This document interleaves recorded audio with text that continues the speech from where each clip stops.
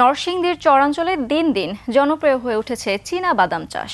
স্বল্প খরচ আর অধিক লাভজনক হওয়ায় এ অঞ্চলের কৃষকদের কাছে চীনা বাদাম এখন সোনালী ফসল। বিশেষ করে রায়পুরার চরাঞ্চলে বাদামের সবুজ পাতায় দোল খাচ্ছে কৃষকের স্বপ্ন। প্রতিনিধি মাখন দাসের তথ্য ছবিতে ডেস্ক রিপোর্ট। যেদিকে চোখ যায় কেবল সবুজ পাতার চীনাবাদাম গাছের সমারোহ, আর মাটির নিচেই যেন লুকিয়ে আছে কৃষকের রঙিন স্বপ্ন।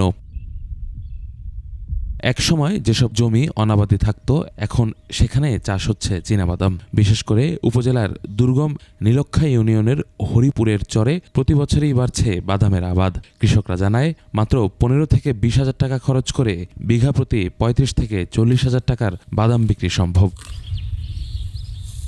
অগ্রহায়ণ ও পৌষ মাসে বীজ রোপণের পর বৈশাখ জ্যৈষ্ঠ মাসেই ঘরে তোলা যায় ফসল। এই অঞ্চলের মাটির গুণগত মান ভালো হওয়ায় এখানকার বাদাম বেশ সুস্বাদু। স্থানীয় পাইকাররা সরাসরি মাঠ থেকেই বাদাম কিনে নিয়ে যাচ্ছেন দেশের বিভিন্ন প্রান্তে।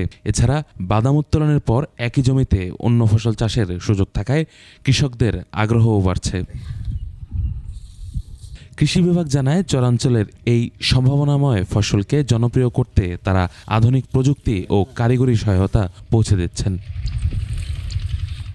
চলতি মৌসুমে নরসিংদী জেলায় 192 হেক্টর জমিতে বাদাম চাষের লক্ষ্যমাত্রা নির্ধারণ করা হলেও কৃষকদের ব্যাপক আগ্রহে আবাদ হয়েছে প্রায় 203 হেক্টর জমিতে। চরাঞ্চলের এই বাদাম বিপ্লব গ্রামীণ অর্থনীতিতে নতুন গতির সঞ্চার করবে বলে আশা করা হচ্ছে।